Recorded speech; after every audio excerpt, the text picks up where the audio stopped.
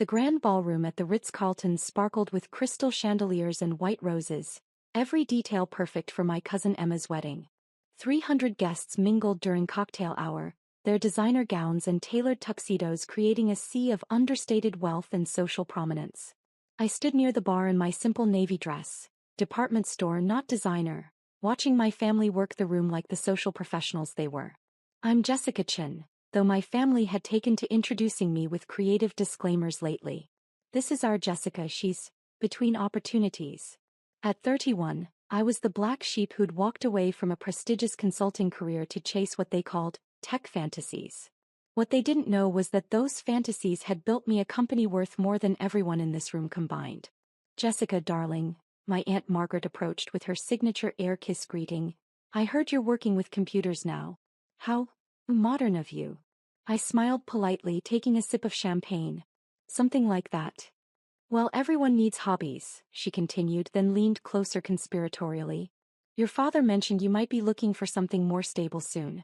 My friend Sandra runs a lovely boutique in the village. She could probably use help with inventory. A boutique. Inventory. I bit back the urge to mention that my hobby employed over 10,000 people across 6 countries, or that my last quarterly revenue exceeded the GDP of some small nations. That's very thoughtful, I replied instead. Across the room I watched my father, Dr. Richard Chin, holding court with his medical colleagues. Distinguished silver hair, perfectly pressed tuxedo, radiating the kind of authority that came from 30 years of cardiac surgery. He'd built his reputation on precision, control, and never showing weakness. Having a daughter who played with computers, instead of following a respectable professional path, was his personal nightmare. My mother, Elizabeth, glided between groups with practiced grace, her Chanel gown and understated jewelry marking her as old money despite our family's more modest origins. She'd married up when she caught my father's attention during his residency, and she'd spent the last 3 decades perfecting the art of social navigation. Jessica. My brother David appeared at my elbow, looking every inch the successful investment banker in his bespoke suit. Mom's looking for you. Something about the family photos. Lead the way, I said, following him through the crowd. We found the family gathered near the ornate fireplace, photographer arranging us by height and importance. Emma, radiant in her Vera Wang gown, beamed beside her new husband. Her parents, my Uncle Thomas and Aunt Patricia, flanked them proudly. The extended family filled in around them. Doctors, lawyers, business executives, all exactly what they appeared to be. And then there was me. Jessica, dear, the photographer called out, could you move to the back? Behind your cousin Michael. I slipped into position, familiar with being tucked away where my failure wouldn't show too prominently in family documentation. Michael, a corporate lawyer, gave me a sympathetic pat on the shoulder. Don't worry, Jess, he whispered. Everyone goes through rough patches. You'll figure it out. If only he knew that my last rough patch involved deciding whether to accept Goldman Sachs' acquisition offer or take my company public. I'd chosen neither, preferring to maintain control while we expanded into artificial intelligence. After photos, the family scattered back to their social duties. I was heading toward the terrace for some air when I overheard my father's voice from behind a marble pillar. Don't mention what Jessica does, he was saying to my great-uncle William and his wife. It's embarrassing. She left a perfectly good consulting position to play with computers. We're hoping she'll come to her senses soon. Great-uncle William made a sympathetic noise. Young people today, they all think they can be entrepreneurs. No understanding of real work. Exactly, my father continued. She's living in some tiny apartment, driving a beat-up Honda, pretending she's building some kind of tech company. It's been 3 years of this nonsense. What kind of tech company? Great-aunt Helen asked. Something called Neuralink Technologies, my father said with evident distaste. Sounds like science fiction to me. Elizabeth and I are at our wits' end. Neuralink Technologies. My little company that had revolutionized machine learning, held over 200 patents, and had partnerships with every major tech giant in Silicon Valley. The same company that President Biden had mentioned in his State of the Union address as representing America's technological leadership. But to my father it was just embarrassing. I was about to slip away when Emma's wedding planner appeared, tapping a microphone. Ladies and gentlemen, please take your seats. Dinner will be served shortly, but first, we have a special surprise for Emma and James. The lights dimmed as massive screens descended from the ceiling. Emma's father has arranged for us to watch tonight's big game during dinner. Nothing says romance like the Super Bowl. A cheer went up from the crowd. Uncle Thomas had always been a football fanatic, and apparently he'd convinced Emma that sharing the big game with their wedding guests would be memorable. The screens flickered to life just as the game was returning from halftime. And now, the announcer's voice boomed through the ballroom sound system, one of our most anticipated commercials of the night. I nearly choked on my champagne. This wasn't just any commercial break. This was the moment I'd been preparing for since my marketing team pitched the idea 6 months ago. Our first major brand campaign, designed to introduce Neuralink technologies to mainstream America. The screen filled with a sleek, futuristic laboratory. A young woman in a lab coat turned to face the camera, her eyes bright with innovation and possibility. "What if your phone could think?" she asked. "What if your car could learn? What if artificial intelligence could solve humanity's greatest challenges?" My father's voice carried across the silent ballroom. "Elizabeth, isn't that?" The camera pulled back to reveal the woman standing in front of a massive logo. Neuralink Technologies. Then my face appeared on screen, not the department store dress version standing in the ballroom, but the polished CEO version my company had spent a fortune perfecting. "I'm Jessica Chin, founder and CEO of Neuralink Technologies," my recorded voice said confidently. "For the past 5 years, we've been building the future of human-AI collaboration." The commercial continued, showing our technology in action. Smart cities, medical diagnostics, climate modeling, while my voice narrated our vision. At Neuralink, we don't just imagine tomorrow. We build it. The final shot showed me standing on the rooftop of our headquarters in Palo Alto, the San Francisco skyline glittering behind me. Neuralink Technologies. Intelligence redefined. The commercial ended. The ballroom remained silent except for the distant sounds of football commentary that nobody was listening to anymore. 300 pairs of eyes turned toward me like I was an exhibit that had suddenly come to life.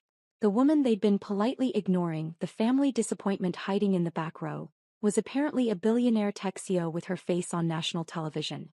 That was... Emma started, then stopped, her mouth hanging open. My father looked like he'd been struck by lightning. "Jessica?" I set down my champagne glass and smoothed my simple dress. "Yes, Dad. That commercial, that was you." "Yes, it was. But you said you were working on a small tech startup." I smiled, the same polite smile I'd been wearing all evening. "I never said it was small. You assumed that." Great-uncle William, who moments earlier had been discussing my embarrassing career choices, now stared at me with new interest. "Neuralink Technologies. I've heard that name. Aren't you the company that just partnered with NASA?" "Among others," I confirmed. "We're providing AI systems for the Mars mission planning. Should be announced officially next week." Aunt Margaret, who'd suggested I work retail inventory, fumbled for her phone. "I need to Google something," she muttered, then looked up with wide eyes. "Forbes says you're worth, it says here $12 billion. "Approximately," I replied. "The valuation fluctuates with market conditions." The silence stretched until David finally found his voice. "12 billion? Jessica, that makes you the richest person in this room," I finished. "By several $1 billion, actually." Uncle Thomas, father of the bride, looked like he might faint. "But the apartment, the car." "I own 73 properties across 4 countries, I said.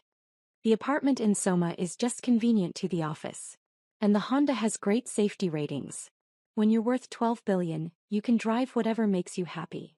My mother had gone completely pale. "Jessica, why didn't you tell us?" "Tell you what, Mom? That I was successful? When was I supposed to do that? During the lectures about abandoning my consulting career? The suggestions that I get a real job? The family gatherings where you introduced me as your daughter who was finding herself?" The wedding guests had formed a semicircle around us, creating an impromptu amphitheater for our family drama. Emma's perfect wedding had become the Jessica Chin revelation show. "We thought you were struggling," my father said weakly. "I was struggling," I agreed. Struggling to build revolutionary technology while my own family acted like I was unemployed. Struggling to maintain relationships with people who saw my life's work as a phase I'd grow out of. I pulled out my phone, opening my notes app. "Would you like to see my schedule for next week? Monday, keynote at the World Economic Forum. Tuesday, Senate hearing on AI regulation where I'm the primary witness. Wednesday, meeting with the Secretary of Defense about national security applications. Thursday, lunch with the President's science advisor. Friday, I'm delivering the graduation address at MIT. Each item on the list hit my family like a physical blow. These weren't just business meetings, they were the kind of high-level engagements that made headlines. The President's science advisor? David repeated numbly. Dr. Patricia Williams. We've been collaborating on the National AI Initiative. I looked around at my family's stunned faces. She actually suggested I run for Congress next year. Said the country needs more tech leaders in government. Cousin Michael, who'd earlier offered me career sympathy, was scrolling frantically through his phone. There's an article here from last month. The most powerful women in tech, you're number 3, behind only the CEOs of Apple and Microsoft. Number 2 actually, I corrected. The rankings were updated after our partnership with Google was announced. Great Aunt Helen grabbed her husband's arm. William, remember that technology stock you said we should invest in? The one your broker recommended. Neuralink. He looked sick. We bought 100 shares at $12 each. Said it was speculative but promising. I smiled. It closed yesterday at $847 per share. Your 100 shares are worth about $85,000 now. His eyes bulged. We made $85,000? You invested in my company without knowing it, I confirmed. Happens more often than you'd think. About 60% of Fortune 500 companies use our AI systems in some capacity. The football game played on, forgotten while my family processed their new reality. The commercial had been scheduled to air during the Super Bowl because our marketing team wanted maximum impact for our brand launch. They probably hadn't anticipated it would also launch me out of family obscurity and into legendary status. Emma finally found her voice. Jessica, this is incredible. Why didn't you tell us you were building something this big? I looked at my cousin, beautiful and radiant in her wedding dress, and felt a familiar pang of sadness. Because none of you asked, Emma. In 3 years, not one person in this family asked me to explain what I was actually building. You just assumed I was failing because my version of success didn't look like yours. But we could have supported you, my mother protested. We could have been proud of you. You could have, I agreed. Instead, you spent 3 years being embarrassed by me. Dad literally just told Uncle William not to mention what I do because it's embarrassing. My father's face crumpled. Jessica, I didn't understand. You didn't try to understand, I said gently but firmly. There's a difference. The wedding planner appeared again, clearly flustered by the disruption to her carefully planned evening. Excuse me, but should we continue with dinner service? Of course, Emma said quickly.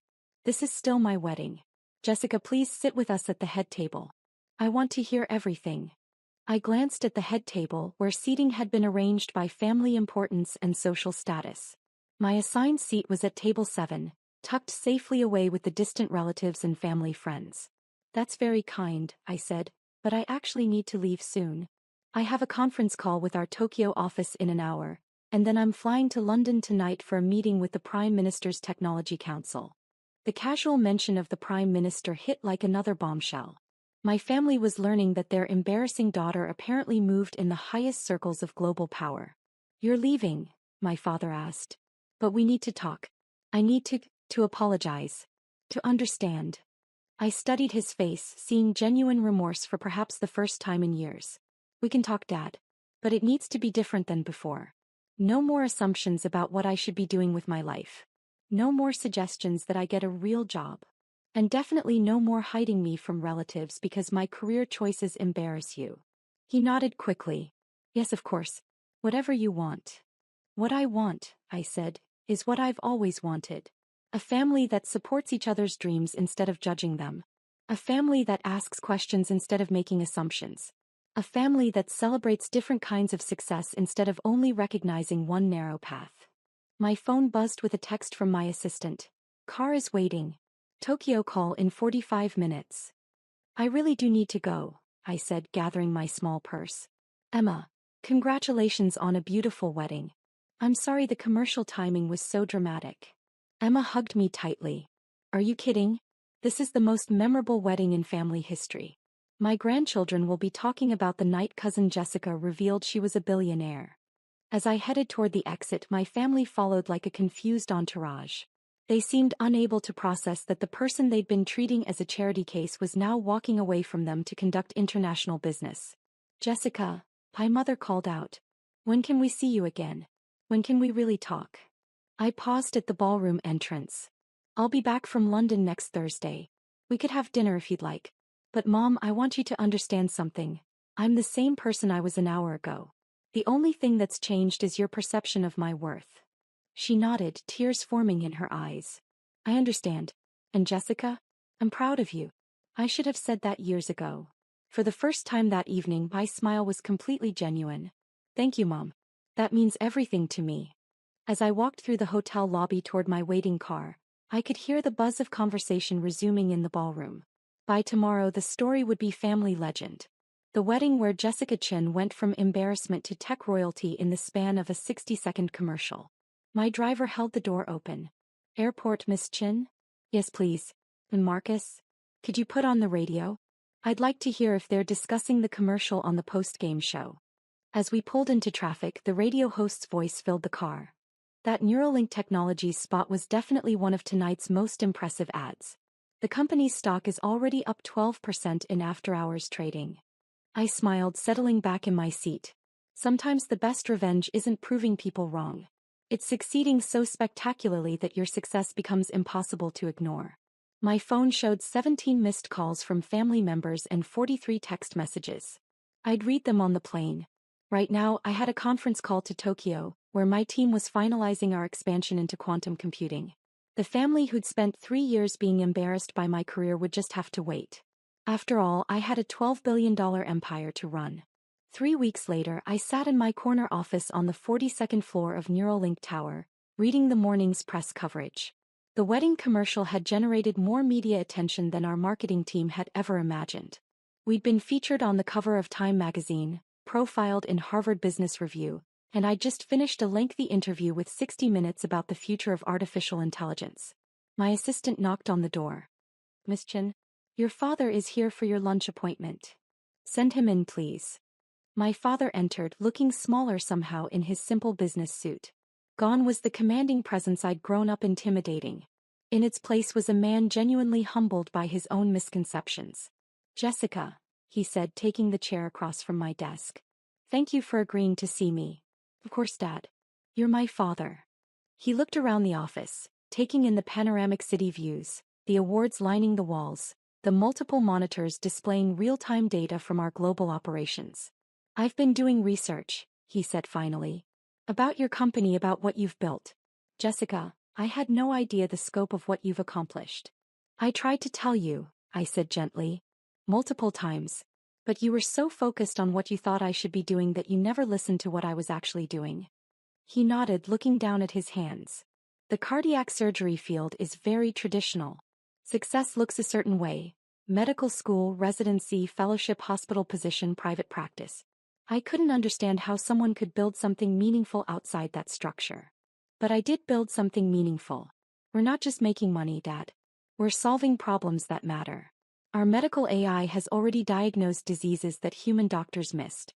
Our climate modeling is helping prevent natural disasters. Our transportation systems are making cities safer and more efficient. I know, he said. I spent last week reading every article I could find about Neuralink. Your work on early cancer detection. Jessica, that's going to save millions of lives. For the first time in years, I heard genuine pride in his voice. That's what I've been trying to tell you. This isn't just about computers or making money. It's about using technology to solve human problems on a scale that was never possible before. We sat in comfortable silence for a moment, watching the city bustling below us. Your mother wants to have a family dinner, he said eventually. A real one where we actually listen to each other. Where we celebrate what you've accomplished instead of trying to fix what we thought was broken. I'd like that, I said. But Dad, there's something else we need to discuss. I turned to my computer, pulling up a foundation website. I've been thinking about legacy, about what really matters. So I'm starting the Chin Foundation for Educational Innovation. The goal is to provide STEM education and entrepreneurship training to underserved communities. His eyes lit up as he read the mission statement. This is wonderful, Jessica. How can we help? Actually, I was hoping you'd consider joining the board. Your medical background would be invaluable for our healthcare innovation initiatives. And Mom's experience with nonprofit management could help us structure our educational programs. You want us involved? I want my family involved in something meaningful. Not because you're trying to fix me, but because we can accomplish more together than apart. My phone chimed with a reminder. I have to go soon, meeting with the Joint Chiefs about cybersecurity. But Dad, there's one more thing. I reached into my desk drawer and pulled out a framed photo. It was from my college graduation, the day I'd announced my intention to start a tech company. In the picture, my father was shaking his head while my mother looked worried. I was smiling, completely confident in my vision despite their disapproval. I've kept this on my desk for 8 years, I said, as a reminder of why I was working so hard. Not to prove you wrong, but to prove myself right. He studied the photo, his face softening. You were so sure of yourself even then. I believed in what I was building. I just wish you had believed in me too. I believe in you now, he said firmly. And Jessica, for what it's worth, I'm incredibly proud to be your father. Even if it took me too long to realize what an extraordinary woman you've become. As he left, I turned back to my computer, opening the agenda for our board meeting that afternoon. We were discussing our expansion into educational technology, partnerships with major universities, and the development of AI tutoring systems that could personalize learning for every student. My phone buzzed with a text from Emma. Saw you on the cover of Time. Dad's framing it for the office. You're officially the family's favorite success story now. I smiled, looking out over the city that had become the headquarters of my empire. Being the family's favorite success story was nice, but it wasn't what mattered most. What mattered was that I'd built something meaningful, something that would outlast quarterly earnings and magazine covers. Something that would make the world better long after the wedding commercial was forgotten. Though I had to admit the commercial had been pretty effective. Our stock was up 40% since the Super Bowl, and we'd received over 10,000 resumes from talented engineers who wanted to join our mission. Sometimes the best marketing strategy is simply being too successful to ignore. My assistant's voice came through the intercom. Miss Chin, your car is ready for the Pentagon meeting. I gathered my files, straightened my jacket, and headed out to my next appointment. Just another day in the life of the family embarrassment who accidentally became a billionaire tech mogul. The wedding story had already become family legend, but I was just getting started. After all, revolutionizing artificial intelligence was only the beginning of what I planned to accomplish. And this time my family would be watching with pride instead of embarrassment.